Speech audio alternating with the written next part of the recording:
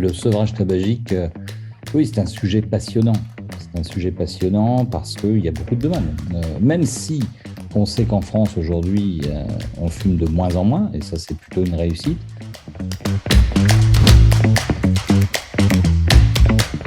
C'est une évidence pour les cabinets d'hypnose.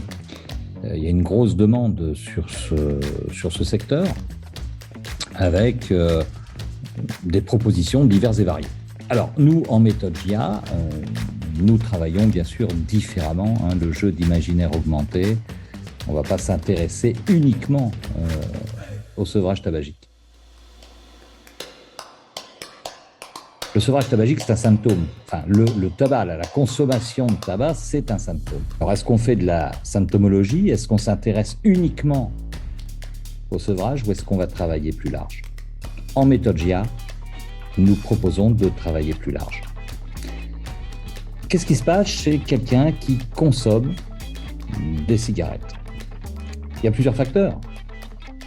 Il peut y avoir l'ennui, il peut y avoir le stress, il peut y avoir la peur. Chez l'être humain, il y a 4 grandes peurs.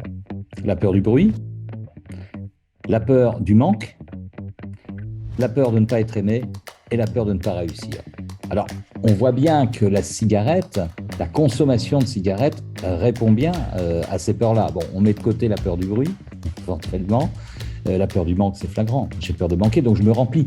Qu'est-ce que je remplis en ingurgitant, en me remplissant de fumée, finalement? Qu'est-ce qui me manque? Qu'est-ce que je ne trouve pas à l'intérieur? C'est ça qui est intéressant comme question à se poser lorsque l'on soit quelqu'un qui désire réussir un sevrage tabagique. Il faut faire très attention à la stratégie qu'on va adopter dans l'accompagnement. Si on ne s'occupe que de la consommation du tabac, si on fait uniquement du sevrage tabagique, cette consommation qu'on va couper risque de se déplacer ailleurs, puisqu'il va y avoir un manque. On n'a pas réglé la problématique. Le client n'a pas travaillé vraiment sur sa véritable problématique. Alors, effectivement, ça peut se déplacer. Ça peut se déplacer sur les jeux à gratter, ça peut se déplacer sur la nourriture, ça peut se déplacer sur le sexe, ça peut se déplacer sur plein d'autres choses. C'est-à-dire qu'il va y avoir le tabac qui va être supprimé, mais à l'intérieur, l'être humain qui se présente au cabinet n'aura pas véritablement travaillé. C'est pour ça qu'en méthode GIA, on propose de travailler sur 4 séances. À mon sens, on ne peut pas travailler efficacement à moins de 4 séances sur un sevrage tabagique. Alors, effectivement, vous allez avoir des propositions diverses et variées. La fameuse séance qui fonctionne à 80%, à 90% sur le sevrage tabagique, bien sûr, il n'y a aucune statistique fiable. On voit parfois, oui, ces fameuses séances miracles avec des tonnes de témoignages, bravo, merci, etc. Alors c'est bien de faire du marketing, mais attention à ne pas confondre l'ego du praticien avec le besoin du client. Il n'existe pas de statistiques fiables sur le sevrage tabagique. Donc il ne peut pas dire j'ai une réussite à 80%, 90%. C'est du marketing, mais ce n'est pas une réalité. Et heureusement, parce que on travaille avec des êtres humains. La méthode GIA, justement, va se pencher sur qui est-ce qu'il y a derrière l'individu qui consomme des cigarettes. Et c'est pour ça qu'on utilise l'énéagramme pour comprendre pourquoi la personne peut-être consommer du tabac. Nous permettre également d'avoir des leviers, de comprendre force et faiblesse. Vous savez qu'il y a deux choses qui font bouger un être humain, c'est aller vers le plaisir ou fuir la douleur. En méthode GIA, déjà, on ne considère pas la personne qui prend rendez-vous avec nous, avec un praticien méthode GIA, on ne le considère pas comme un fumeur. Dans beaucoup de cabinets, on parle de fumeur. Non, fumeur, ça ne peut pas être une identité. C'est juste un symptôme. Je fume des cigarettes. Mais l'identité, c'est vraiment l'individu, sur un système de valeurs, de croyances. C'est ça qui va nous intéresser pour accompagner quelqu'un.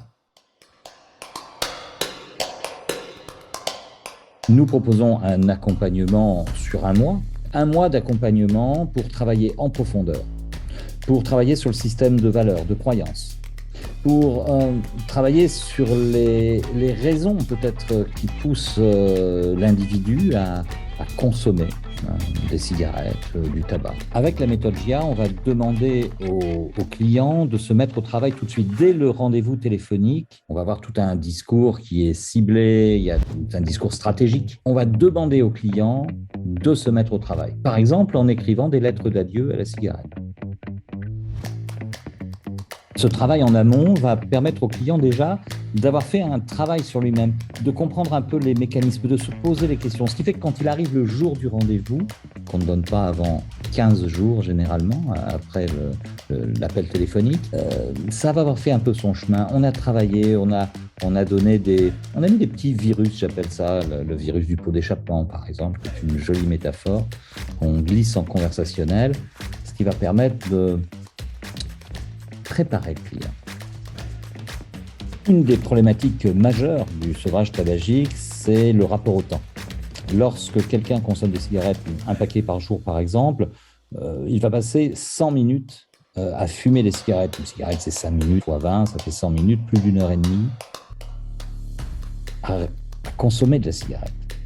Plus d'une heure et demie à s'occuper à fumer. Une fois que le sevrage tabagique va être réussi, qu'est-ce que la personne va faire de cette heure et demie où là, elle n'a plus cette occupation? Donc, il va falloir mettre en place des choses qui vont combler ce temps. La personne qui a commencé à consommer des cigarettes, ça s'est fait dans le temps. C'est la première cigarette avec les copains, généralement, et puis ça s'inscrit dans le temps. C'est pour ça qu'on peut prendre un peu de temps dans l'accompagnement du sevrage tabagique. Qu'est-ce qui se passe dans le fait de consommer des cigarettes? La nicotine monte à 8 secondes au cerveau. Ça va se mettre sur les capteurs nicotiniques au niveau du cerveau qui vont directement alimenter le circuit de la récompense. Il va bien sûr falloir travailler en deuxième séance, par exemple, sur cette notion de récompense. C'est pour ça qu'on prend le temps de faire d'abord un sevrage. On voit le client une semaine après, parce que ça marche. Une séance, effectivement, la personne va poser son paquet de cigarettes, c'est normal, mais il va falloir travailler derrière. Parce que si on laisse comme ça va dévier ailleurs. Il est finalement facile de faire un sevrage tabagique dès la première séance, mais qui ne durera pas dans le temps. Avec la méthode GIA, on va travailler vraiment différemment dans un accompagnement sur le long terme, avec des outils et de l'autonomie chez le client. On a aujourd'hui des praticiens sur tout le territoire qui pratiquent le sevrage tabagique avec la méthode GIA et qui sont recommandés par des professionnels de santé. C'est une des démarches, on apprend ça en formation, une des démarches d'aller finalement donner de l'information aux professionnels de santé de son secteur pour travailler en collaboration, comme si on travaillait finalement en équipe pluridisciplinaire. Pourquoi 4 séances? Parce qu'on a besoin aussi de s'occuper du système d'activation réticulaire. On sait aujourd'hui, grâce aux neurosciences, que ce système d'activation réticulaire, c'est un peu le centre de commandement, c'est un peu comme un missile guidé qui va toujours nous amener en accord avec nos croyances, on va dire. Voilà, c'est un peu le truc. Exemple, je n'ai pas confiance en moi. De manière inconsciente, sur des process, je vais mettre en place des situations où je vais me trouver en échec finalement pour corroborer ma croyance que je n'ai pas confiance en moi. Et de la même manière, la personne qui fume des cigarettes n'est pas persuadée qu'elle va réussir. Alors, on va travailler sur des états modifiés de conscience, effectivement, en méthode GIA, grâce à l'imaginaire. On va les travailler de manière archétypale, on va dire, sur le sevrage tabagique, mais aussi énormément en programmation neurolinguistique. Dans la formation que nous proposons chez Oh My Coach en méthode GIA, il y a énormément de programmation neurolinguistique, avec bien sûr un gros travail sur l'objectif, vous savez qu'on appelle maintenant le rêve réalisé ou le rêve grandiose.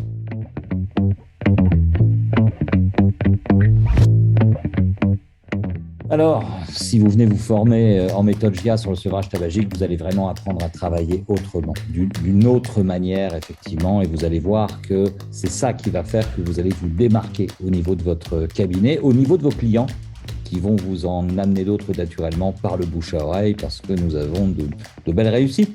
Attention, on ne promet pas le 100%, nous ne sommes pas des magiciens, mais là, ça va dépendre effectivement de la détermination du client et de l'accompagnement que vous allez faire dans le rêve réalisé, tout simplement. Donc, venez tenter l'aventure avec nous, vous allez voir que vous allez découvrir des choses assez exceptionnelles.